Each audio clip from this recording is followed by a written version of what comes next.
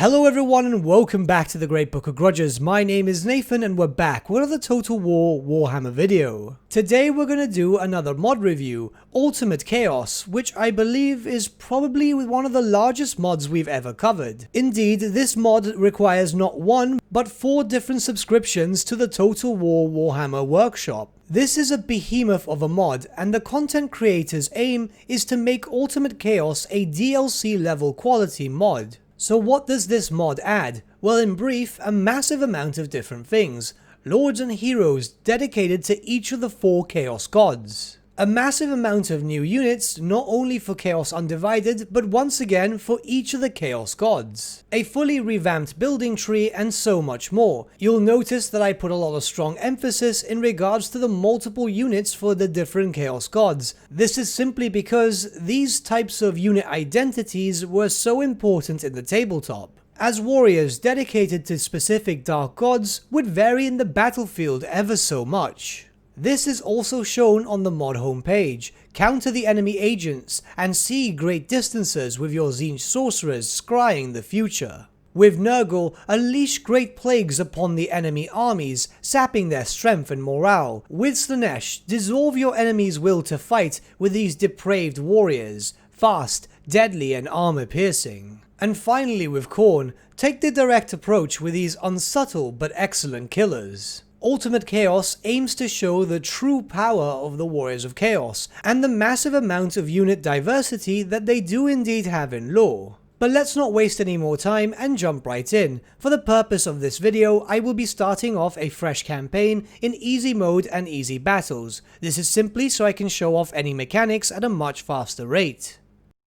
Starting off a fresh campaign, everything seems as normal. Same starting location, same starting units, everything is pretty much as expected. You'll start to notice some changes as soon as you look at the recruitment tab. Cultists. Nothing really too special in terms of units, but it is an entry level unit to the roster, designed to be very similar to Skaven slaves.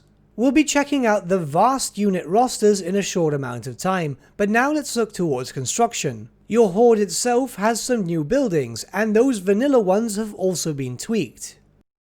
In truth, the potential buildings for the Warriors of Chaos faction using this mod is absolutely massive. You can see it on screen right now.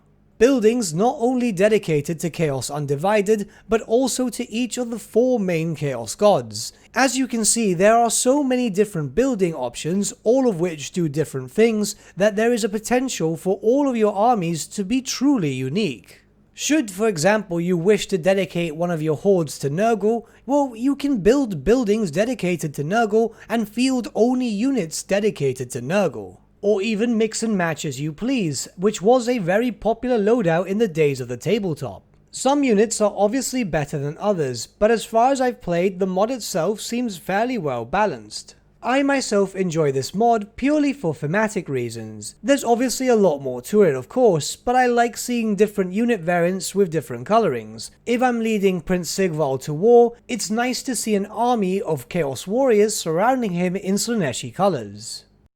The technology tree actually looks like a proper technology tree. Let's just be perfectly honest here, the technology tree for the Warriors of Chaos vanilla is, well, yeah, not very good. Whereas this modded version is a bit easier on the eyes. At the bottom you have sections dedicated to each of the Chaos gods, and then in the middle you have a section dedicated to your warriors, generic buffs and so on, but at least it looks like a proper technology tree and not the weird one that we have for vanilla. Which also, whilst we're at it, the buffs themselves don't really get any good until you get into the late tree, after you spent loads and loads of in-game currency. Sure, you also have to spend in-game currency here, but at least it's for stuff which is much more for later game, and not a resource sink at the beginning of your campaign.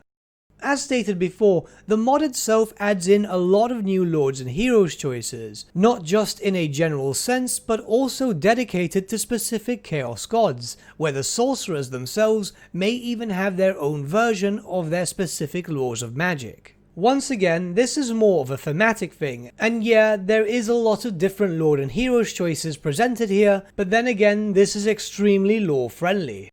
Something here that might seem quite minor, but to me was amazing, was the fact that the mod removes the restriction about moving and then encamping. So now you no longer need the 25%, and after you, say for example, sack or raise a village, you can encamp without a problem once again. Just this minor change wins a lot of favor points from me.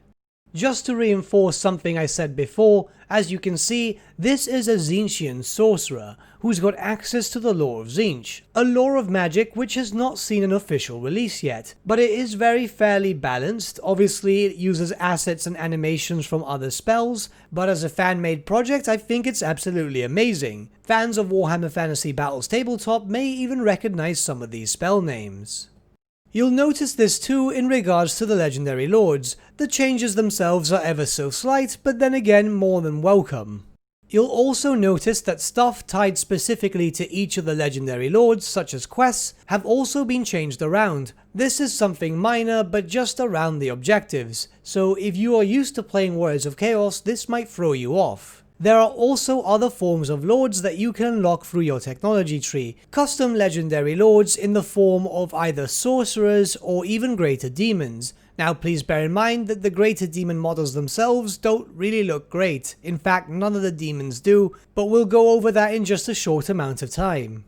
As an interesting note, the mod itself does a few changes to Norsca, nothing too spectacular, just adding a few units here and there, but then again those things are more than welcome, especially since Norsca themselves aren't really in a great position, very much the same as the Warriors of Chaos, so it's rather nice that the modder is implementing changes to two factions at the same time. Now here you can see the absolutely massive roster of the combined efforts of Vanilla Warriors of Chaos and Ultimate Chaos. In fact, there are really so many different lord choices, hero choices, and unit choices that you could basically spend hours just looking over stats. I've looked over them for a fair amount of time, and as stated before, they are incredibly well balanced. And since you can use all these units to field thematic armies for any occasion, it's honestly a really fun mod to play.